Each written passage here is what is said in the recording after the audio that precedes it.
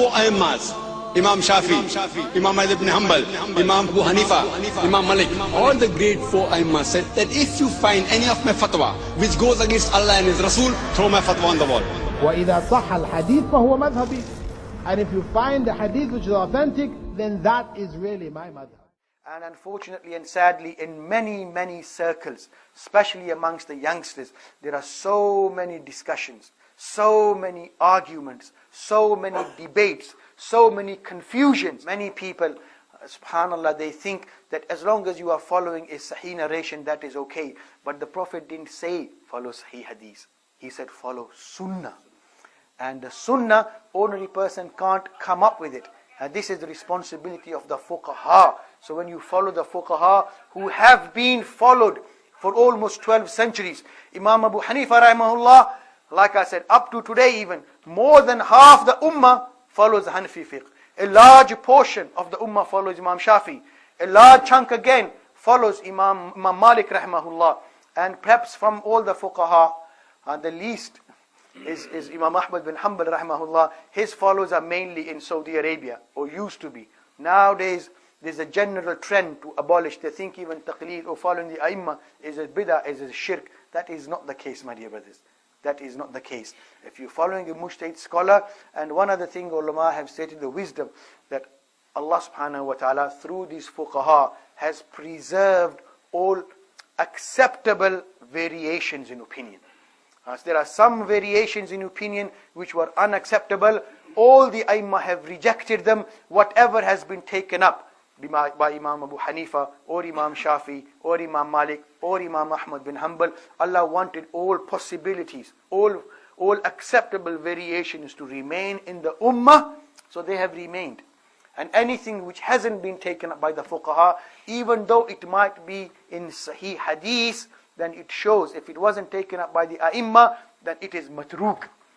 It is matruk, it was abolished or not kept up by the Prophet sallallahu alaihi wasallam or the Sahaba. Otherwise, the Sahaba would have kept up and it would have been taken up by the Ummah. So what has been abolished and didn't exist for 12 centuries, and now if people want to follow it, some people like Imam Abu Hanifa, they say, my madhab is sahih hadith.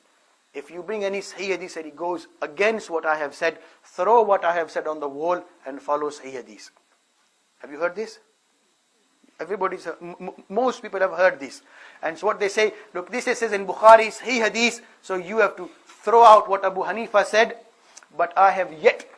And if anybody can bring me one issue in which they can prove that there is a sahih, undisputed hadith which goes against a qawl of Abu Hanifa rahimahullah, and which it doesn't have a sahih hadith to back it up, I would love dearly to someone to prove even a single issue which Imam Abu Hanifa has spoken, and he goes against a sahih hadith which is unanimously, universally accepted, and for which there is no other contradiction, then I would love them to prove it.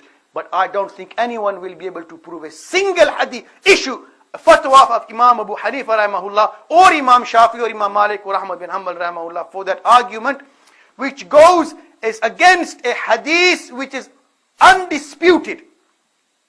Against a hadith which is undisputed. If it appears to go against a hadith which is sahih, then I can guarantee you there is another sahih hadith elsewhere to support what the Imams have said.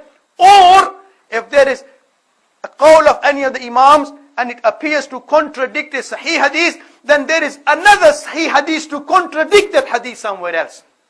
And ordinary people don't know that.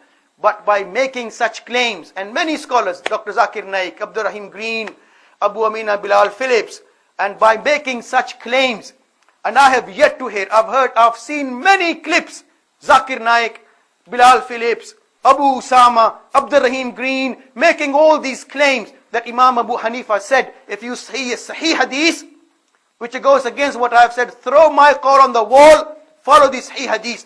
But no one as yet has presented a single example of such an amal which either Imam Abu Hanifa has, what he said goes against a sahih hadith, and there is no other Sahih hadith to contradict it. So when people make such claims on the internet or all over the world, what they are really saying, don't follow Abu Hanifa, don't follow Shafi, don't follow Imam Malik, don't follow Imam Ahmad bin Hanbal, follow Sahih hadith only. But oh, you don't know whether that hadith is really Sahih.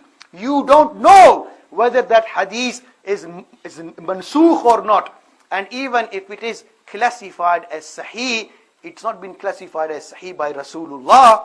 It's been classified as Sahih by other muhaddisun. So if you're going to follow another man's opinion at the end of the day, then what's wrong with following the opinion of a man whose opinion has already been followed for 12 centuries? So we can't get away from the fact that all of us are blind followers, and we have no choice but to be blind followers.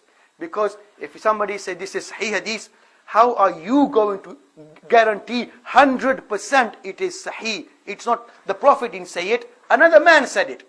And Imam Bukhari, rahimahullah, for example, in his compilation, there are 8-9 chains. Imam Bukhari didn't meet them all. He only had to base his judgment on what he heard, hearsay. So you have to place your trust blindly on Imam Abu Hanifa or Albani or other muhaddisun or bin Baz, that what he is saying is Sahih. And is it really Sahih?